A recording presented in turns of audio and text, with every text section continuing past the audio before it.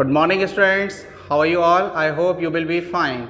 Students, I Acharya Kuldeep Saxena once again welcome you in this online video of class 8, and today in this video I shall teach you to solve the given questions in exercise 2.2 of chapter 2 linear equations in one variable. So please take out your mathematics books and keep that before yourself. And now, without wasting our time, we come to the question number 9. From question number 1 to 8 I have solved in my previous video, part first, and in this video we shall learn from question 9. And our question 9 is saying that the ages of Rahul and Harun, there are two boys, Rahul and Harun, and the ages of Rahul and Harun are in the ratio 5:7, and 4 years later the sum of their ages will be 56 years. What are their present ages? In Hindi I would like to tell you, Rahul और हारून दो हमारे boys हैं, उनकी as का जो हमारा ratio दिया जाता है 5:7. 4 वर्ष बाद, 4 years लेटर का मतलब है 4 वर्ष बाद the sum of their ages, उनकी आयु का जो योग होता है वो बेटा 56 ईयर्स हो जाता है. Okay, what are their present age, उनकी आज की आयु क्या है, वर्तमान आयु क्या है. तो इसको हम फाइंड करेंगे सॉल्यूशन देखते हुए. सॉल्यूशन में हम लिख सकते हैं बेटा, देखिए सबसे पहले हमें रेशो दिया जाता है तो हम यहाँ लिखेंगे बेटा गिवन रेशो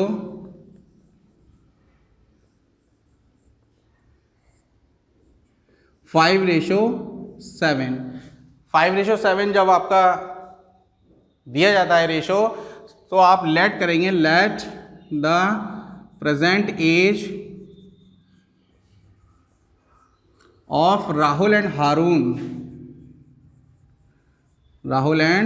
हारून की हम प्रेजेंट एज सपोज करेंगे.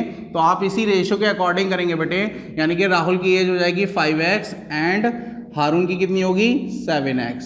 ओके, हमें रेशो में ही लेना होगा. Clear.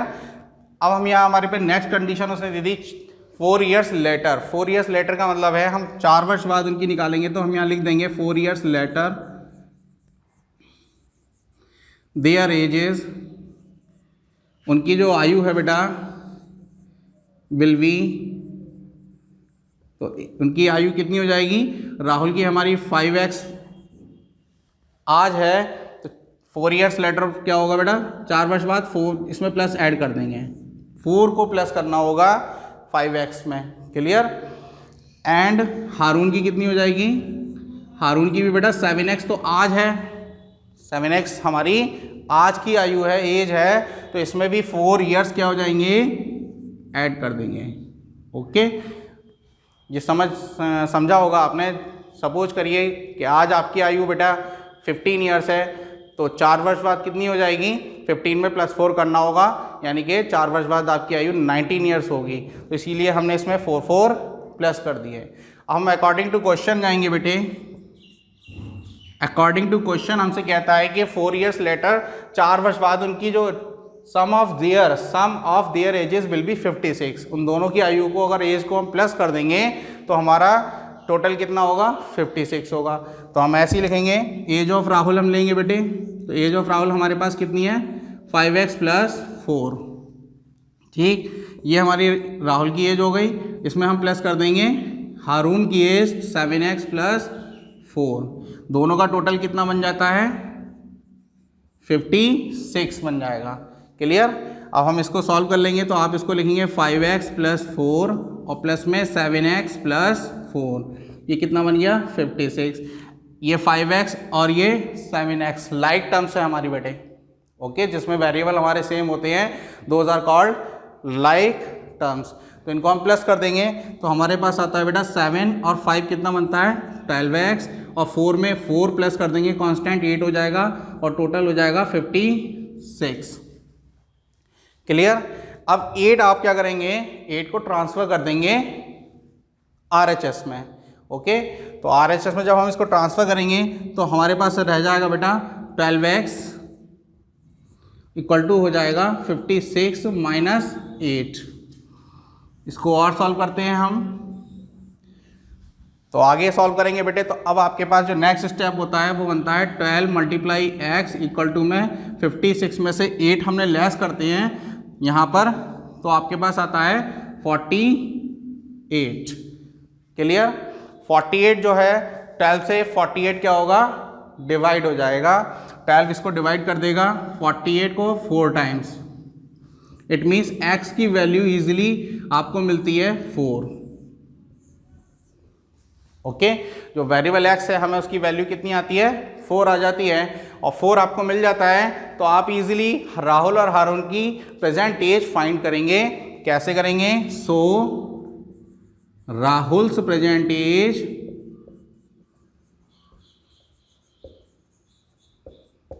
Equal to 5x, it means 5 multiply 4 यानी कि 20 ईयर्स। राहुल की प्रेजेंट एज कितनी हो गई, 20 ईयर्स। और हारून प्रेजेंट एज वो कितनी थी, 7x। 7x का मतलब 7 की मल्टीप्लाई आप किससे करोगे, 4 से, यानी कि कितनी आ जाएगी बेटा, 28 ईयर्स, है ना। तो इस तरह से हमने दोनों की, यहाँ पर आपने देखा ये 20 ईयर्स और ये 28 ईयर्स, हमें दोनों राहुल की और हारून की प्रेजेंट एज फाइंड हो जाती है, मिल जाती है। Students, now we solve question number 11। Question number 11 is that Bechung's father is 26 years younger. There is a boy named Bechung. Bechung नाम का एक बालक है और उसके पिताजी की जो आयु है 26 ईयर्स यंगर देन बेचुंग्स ग्रैंडफादर, यानी कि बेचुंग के जो पिता हैं वो अपने ग्रैंडफादर बेचुंग के दादाजी के आयु से 26 साल, यंगर मीन्स छोटे हैं, दादाजी की आयु से। ओके, एंड 29 ओल्डर देन बेचुंग, और 29 ईयर्स जो है वो बेचुंग की जो भी आयु है वो बेचुंग की आयु से 29 ईयर्स ज़्यादा हैं। Okay, father the sum of the ages of all the 3, तो 3 ही लोग हो गए ना, 3 पर्सन्स हो गए, भाई बेचुंग हो गया और उसके फादर हो गए, ग्रैंडफादर हो गए, तो तीनों की आयु जो एज का टोटल है वो 135 ईयर्स हो जाता है, यानी कि तीनों की आयु हमने प्लस कर दी तो 135 ईयर्स हो जाती है। What is the age of each of them, यानी कि उनमें से तीनों में से प्रत्येक की क्या आयु है, प्रेजेंट एज कितनी है, ये हमें फाइंड करना है। तो सॉल्यूशन में हम देखेंगे बेटा, अब देखिए, first of all suppose the present age of Bechung. आपको क्या करना होगा बेटा, सबसे पहले बेचुंग की आयु को सपोज करना है। ओके, किसकी आयु को, बेचुंग की आयु को। ओके, तो हम यहां लिखेंगे let Bechung's present age be x years. ठीक है, हमने बेचुंग की आयु क्या सपोज की, एक्स ईयर्स कर ली। ओके, अब जब एक्स ईयर्स हमारी बेचुंग की आयु है तो क्या होगा, सो बेचुंग्स फादर्स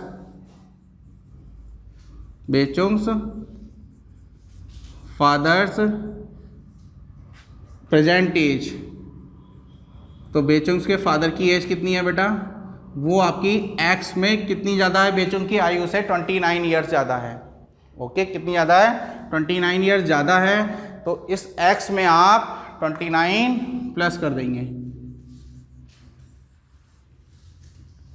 क्लियर? नाउ ग्रैंडफादर से एज कितनी हो जाएगी बेटा, can you tell me? Grandfather से एज जो हो जाएगी भाई, ये फादर की हो गई ना, x प्लस 29, तो फादर की x प्लस 29 जो है वो क्या है, ग्रैंडफादर की आयु से एज से 26 कम है, यानी कि ग्रैंडफादर की ज़्यादा हो जाएगी 26, यानी कि आप इसमें क्या करोगे बेटा, 26 ईयर्स प्लस कर देंगे। इट मीन्स ये हो जाएगी x plus 55 years. Okay, now अब हम देखते हैं ATQ अकॉर्डिंग टू क्वेश्चन। अब अकॉर्डिंग टू क्वेश्चन हमें क्या करना है, सम ऑफ एजेस, ठीक है, sum of ages of equal to कितना हो जाता है बेटा, वो 135 ईयर्स। भाई तीनों की जो है टोटल कितनी हो जाती है, 135 ईयर्स हो जाती है। तो तीनों की प्लस कर दीजिए आप बेटा, कुछ नहीं करना आपको। तो इसमें हमारी जो बेचों की आयु है वो x है, प्लस फादर की कितनी है x प्लस 29, और प्लस ग्रैंडफादर की कितनी है x प्लस 55। ओके, ग्रैंडफादर की ये आई थी ना, इसको हमने यहाँ रख दिया, ठीक है। Ages of all the three persons is equal to 135 years. Now we find that x plus x plus x plus and 29 and 55 are our constant numbers. 135.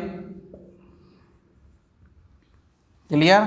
Now when you find three variables in the form of x's, आपको 3 variables मिलते हैं x x x, it will become 3x's, यानी कि 3x और plus 3x equal कर देंगे हम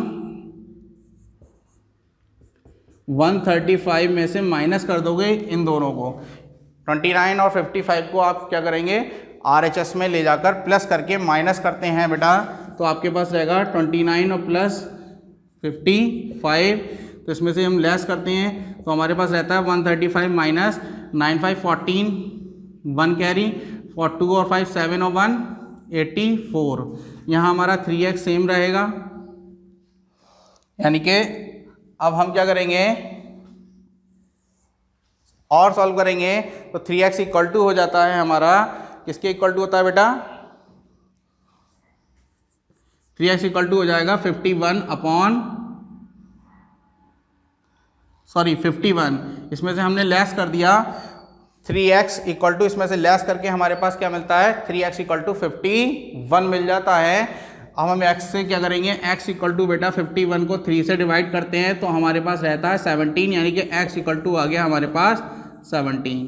जब x इक्वल टू हमारे पास 17 आ जाता है, वेरिएबल हमें x मिल जाता है, यानी कि x क्या होता है, ये बेचुंग की प्रेजेंट एज है, यानी कि बेचुंग कितने साल का है 17 ईयर्स का। इसको हम सर्किल कर देते हैं, क्लियर हो जाएगा। बेचुंग की प्रेजेंट एज कितनी आ गई 17 ईयर्स आ जाती है। यहाँ हम देखते हैं तो बेटा यहाँ पर हमारे पास फादर की एज हमें फाइंड करनी है, तो x यहाँ पर है तो x का मतलब 17 में आप प्लस कर देंगे 29, तो 29 आप प्लस करते हैं तो कितना मिलता है 46।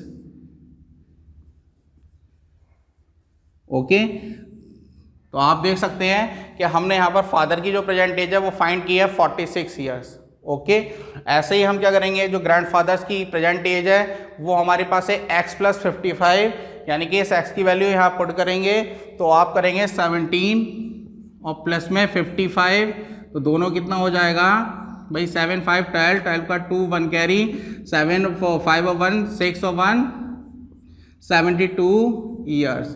ग्रैंडफादर की जो प्रेजेंट एज है वो 72 ईयर्स है, फादर की 46 ईयर्स है और बेचों की 17 ईयर्स है। इस तरह से ये तीनों की हमने क्या किया है, प्रेजेंट एज को फाइंड कर लिया।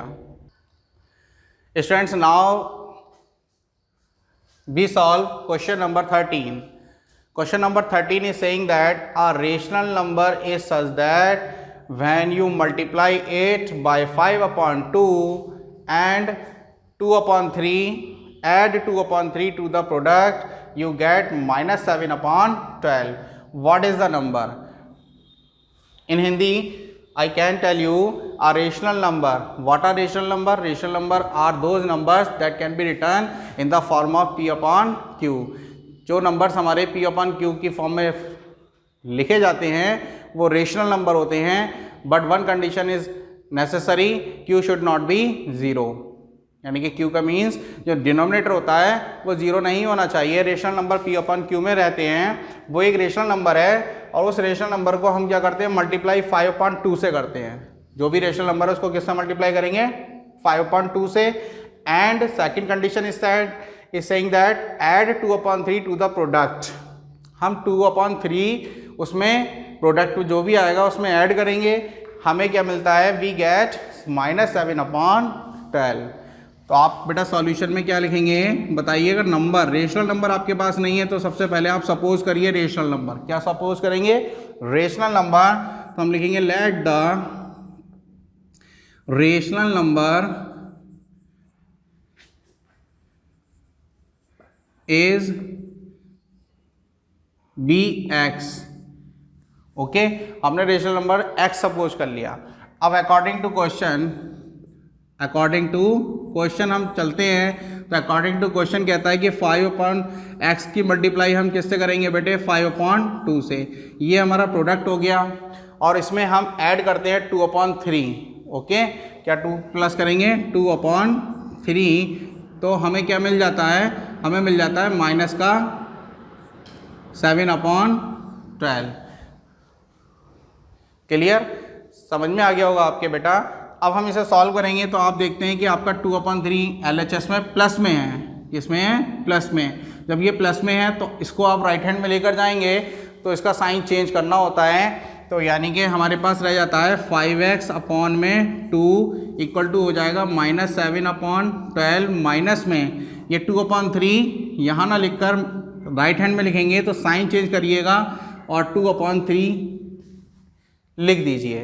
क्लियर, इसको और सॉल्व करेंगे नेक्स्ट स्टेप में। तो हमारे पास बेटा 5x मल्टीप्लाई अपॉन में 2 इक्वल टू हो जाता है, इसका 2 और 3 का एलसीएम लेते हैं तो आपके पास 12 आएगा। 12 से 12 को डिवाइड करेंगे 1 टाइम, तो 1 टाइम डिवाइड करने में 1 टाइम हम यहाँ लिखते हैं 1 और मल्टीप्लाई -7, फिर माइनस लगाइएगा, 3 4 जा 12, 4 और मल्टीप्लाई में 2 कितना हो जाता है बेटा, आपके पास हो जाता है 7 1 जा 7 यानी कि -7, 4 2 जा 8 -8 अपॉन में आपके पास 12।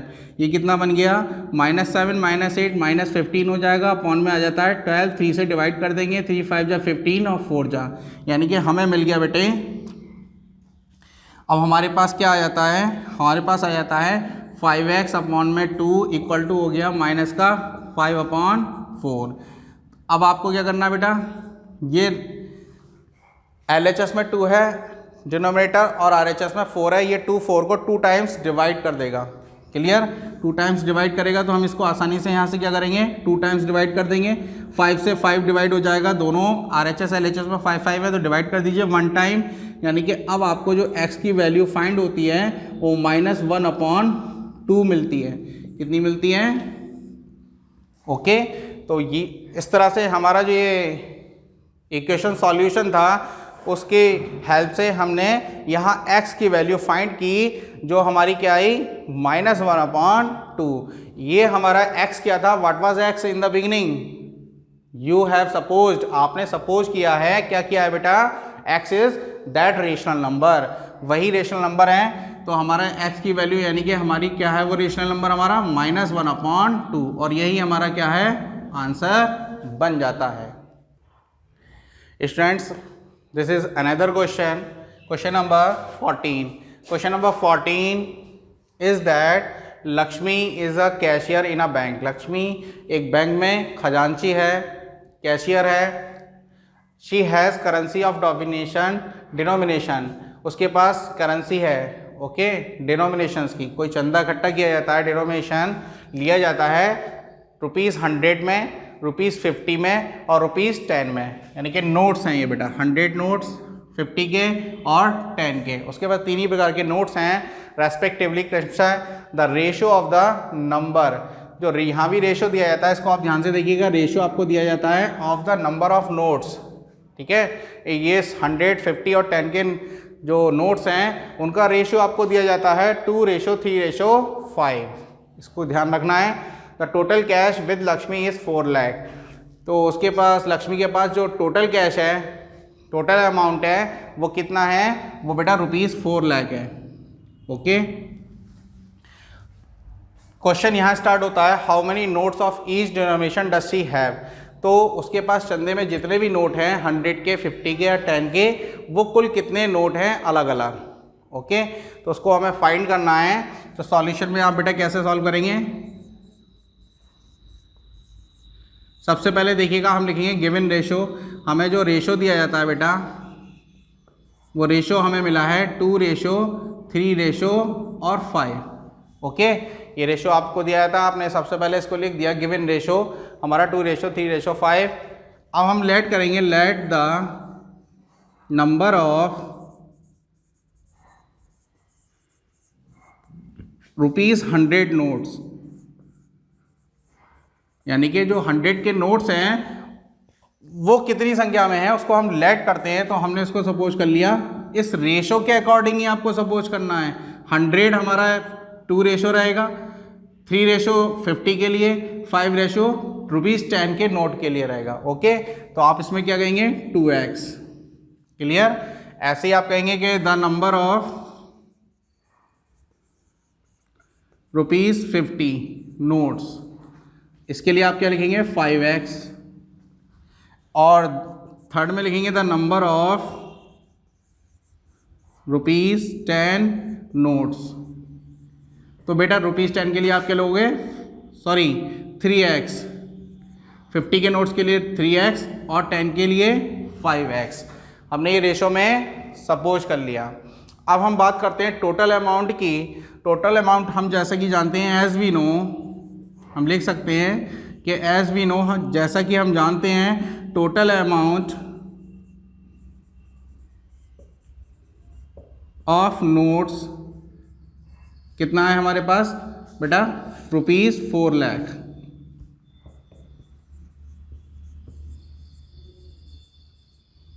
ओके, जब हमारे पास ₹4 लाख हैं तो इन नोट्स की भी हम टोटल अमाउंट बनाएंगे। तो आपके पास टोटल अमाउंट बेटा क्या करना होगा, आप सपोज करिए आपके पास 5 नोट्स हैं 100 के, तो आपका टोटल अमाउंट कितना बन जाता है, आपका टोटल अमाउंट कितना बनेगा 100 की आपके पास जितने नोट है उसकी मल्टीप्लाई करेंगे आप। मैंने कहा ना 5 नोट्स हैं आपके पास, तो आप 5 से 100 की मल्टीप्लाई करते हैं तो आपके पास ₹500 होते हैं। ठीक इसी तरह से बेटे जब ₹100 के 2x नोट हैं, ओके 2x नोट हैं, तो इसकी टोटल अमाउंट क्या निकालेंगे आप, 2x की 100 से मल्टीप्लाई करके निकालेंगे। तो आप लिखेंगे 2x, सॉरी 100 से मल्टीप्लाई कर दीजिए किसकी, 2x की। तो पहला तो अमाउंट ये हो गया। ओके, दूसरा आपके पास 50 की 3x से मल्टीप्लाई करेंगे। अब 50 के 3x नोट हैं तो हम 50 से क्या कर देंगे, मल्टीप्लाई करेंगे बेटे, प्लस करते हुए यहाँ हम लिखेंगे 50 मल्टीप्लाई 3x और प्लस में हमारे पास 10 के 5x हैं, तो इस 5x की और 10 की क्या करनी पड़ेगी, मल्टीप्लाई करनी होगी, तब इसके टोटल अमाउंट आएगा। तो आप लिखेंगे 10 मल्टीप्लाई 5x, तब जाकर आपका जो टोटल अमाउंट बनता है वो 4 लाख हो जाएगा। ओके, अब आप क्या करेंगे बेटे, ये आपने देख लिया, मैं यहाँ पर ब्रैकेट में और शो कर देता हूँ इजीली। ये 3 तरह के आपके अलग अलग नोट पर 100 की अमाउंट, 50 की अमाउंट, 10 की अमाउंट बन जाती है। इसको हम निकालते हैं। ये हमारा 100 जा कितना होता है 200x प्लस 53 जा 150x प्लस 10 5 जा 50x और यहाँ पर आपका वही रहेगा ₹4 लाख। ओके, अब आपके पास बेटा आपको क्या मिलता है, ये सब प्लस कर लेते हैं। x x x like terms हैं, आप आसानी से प्लस करेंगे। 200 150 और 50 हमारा टोटल हो जाता है 400x। 400 मल्टीप्लाई x लिखकर हम लिखेंगे ₹4 लाख। ओके, हम यहाँ से 400 से इसको डिवाइड करेंगे बेटा, तो हमारा 400 डिवाइड हो जाता है 2 जीरो से, हमारे 2 जीरो डिवाइड हो जाएंगे। 4 से हम इसको डिवाइड कर देंगे तो ये हमारा 1 टाइम जाएगा, यानी कि हमारी जो x की वैल्यू फाइंड होती है वो हमें 1000 मिल जाती है। कितनी मिल जाती है 1000 हमें x की वैल्यू फाइंड हो जाती है। जब x की वैल्यू आपकी फाइंड हो जाती है तो आप आसानी से क्या कर सकते हैं कि नंबर 100 रुपीज़ के जो भी नोट्स हैं हमारे पास 2x हैं, कितने नोट थे बेटा 2 की मल्टीप्लाई आप आसानी से 1000 से करते हैं तो आपको 2000 संख्या मिल जाती है। 100 रुपीज़ के हमारे पास लक्ष्मी के पास 2000 नोट्स थे। ऐसे ही हमारे पास 50 रुपीज़ के जो नंबर हैं कितने हैं 3x, इसको आप क्या करेंगे 3 से मल्टीप्लाई 1000 की करते हैं तो 3000 नोट्स आ जाते हैं 50 के। लक्ष्मी के पास 50 रुपीज़ के 3000 नोट्स थे। ऐसे ही हमारे लक्ष्मी के पास ₹10 के कितने नोट थे, तो आप उसे 5x हैं आपके पास, 5 से मल्टीप्लाई कर देंगे 1000 की तो आपको मिलता है 5000। तो ये आपने 100 के, ये आपका 50 का और ये 10 टोटल अमाउंट बन जाता है ₹4 lakh. Students, now this is the last question, question number 16 of this exercise. Question number 16 is that the organizers of an ऐसे competition, एक ऐसे competition होता है, उस competition को जो भी organizers हैं वो decide करते हैं that a winner in the competition gets a prize of ₹100, यानी कि जो competition का winner है कोई भी हो सकता है, वो winner क्या करेगा, उसे 100 रुपीज़ प्राइज़ में मिलेंगे।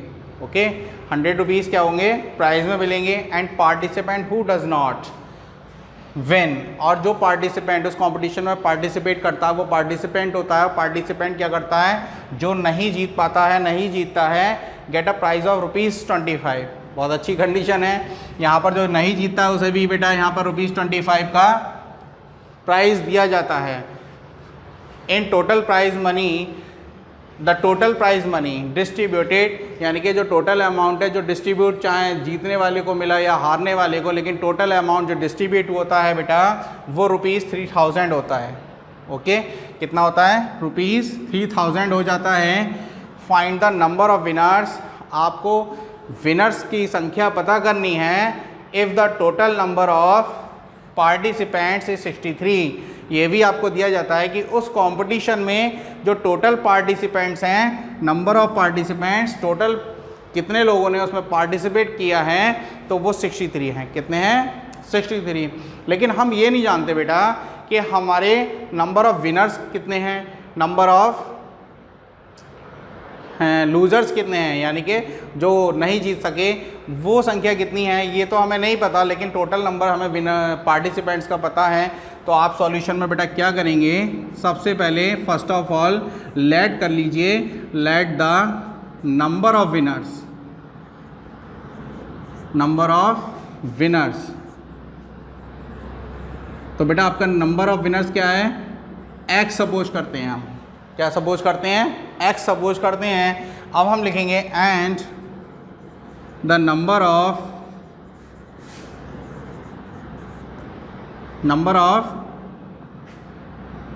पार्टिसिपेंट्स हु डोंट विन, जो नहीं जीते हैं वो पार्टिसिपेंट्स कितने थे हमारे। तो बेटा आप जानते हैं कि आपके टोटल, तो आपको पता है ना कि टोटल पार्टिसिपेंट्स कितने थे 63। तो इस 63 में से जो विनर्स आपको मिल जाते हैं, जो सपोज किए हैं, उसको आप लेस कर दीजिए, तो आपके पास रह जाता है 63 माइनस एक्स, यानी कि 63 माइनस एक्स जो थे, इन्होंने कंपटीशन को विन नहीं किया था। एक और आपको यहाँ फैक्ट दिया जाता है, total amount distributed, total amount जो हमारी क्या है डिस्ट्रीब्यूटेड, टोटल अमाउंट हम यहाँ लिख सकते हैं डिस्ट्रीब्यूटेड, एक और लिख देते हैं, इसको क्लियर हो जाएगा। डिस्ट्रीब्यूटेड टोटल अमाउंट कितना था, वो ₹3000। भाई टोटल तो 3000 ही डिस्ट्रीब्यूट किया है ना।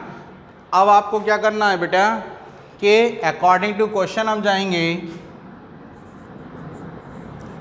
क्वेश्चन के अकॉर्डिंग हम जाते हैं। तो टोटल अमाउंट हमें जैसा कि 3000 दिया जाता है, तो टोटल अमाउंट किसका होगा भाई, टोटल अमाउंट एक तो विनर्स पे दिया गया है ना, और हु डोंट विन, जो नहीं जीतते हैं उन्हें दिया जाता है। तो इसलिए हम इस एक्स की मल्टीप्लाई विनर्स को 100 रुपीज़ के नोट्स दिए जाते हैं, तो इसको आप एक्स को क्या करेंगे, अमाउंट में कन्वर्ट करने के लिए 100 से मल्टीप्लाई किसकी करोगे, एक्स की कर दोगे।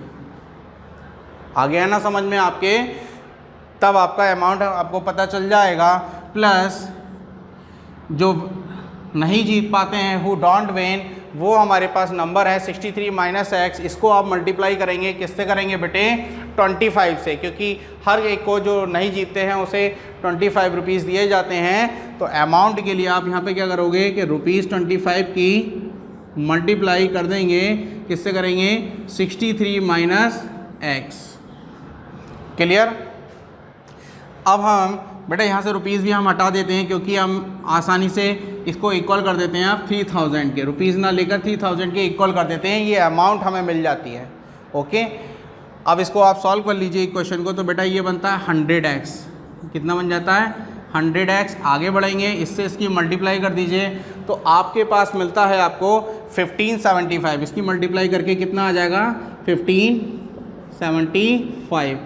ठीक है, इसको मल्टीप्लाई करके हमने यहाँ कर दिया, माइनस लगाएंगे, 25x से भी मल्टीप्लाई करेगा तो ये हो जाएगा 25x इक्वल टू आपके पास रह जाता है 3000।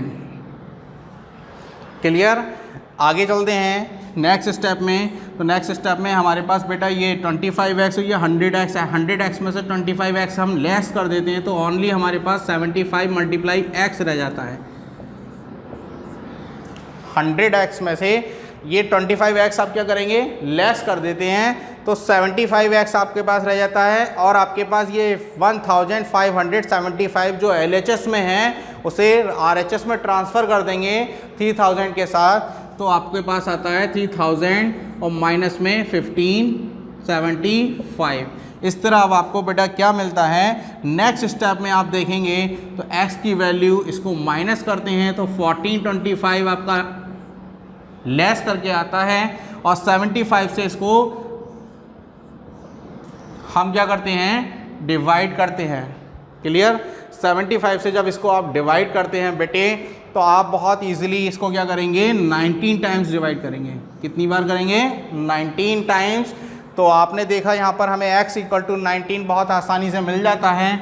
हम यहाँ लिख सकते हैं नाउ नेक्स्ट स्टेप में कि x इक्वल टू हो जाता है किसके, 19 के।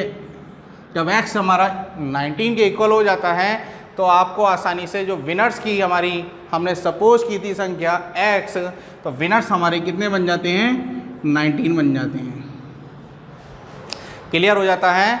विनर्स कितने हो गए हमारे पास, 19। ऐसे ही जो नहीं जीत पाते हैं, तो उसके लिए जो डोंट विन करते हैं यानी कि नहीं जीतते हैं, उसको हम इसी तरह माइनस कर देंगे 1963 में से। तो आपके पास जो संख्या आती है वो कितनी आ जाएगी बेटा, माइनस करके बताइएगा। 13 इधर से लेंगे, 13 में से 9 जाएगा, 4 बचता है, और 5 में से 1 गया तो 4। 44 हमारे जो हैं वो लूजर्स हैं, जो इस कंपटीशन को हार जाते हैं, नहीं जीत पाते हैं। तो इस तरह से हमने यहाँ पर देखते हैं बेटा कि विनर्स हमारे 19 आ गए और लूजर्स हमारे 44 हैं। तो हमने बहुत आसानी से इस क्वेश्चन को क्या किया बेटा, सॉल्व कर लिया। और मैं आशा करूँगा कि इस सॉल्यूशन को आपने बहुत अच्छे से समझा होगा। और PDF से भी मैं I am sending the solution of these given questions in this exercise to you, and I hope you will understand, and in the next video I will come again. Till then, wish you all the best. Have a nice day. Thank you very much.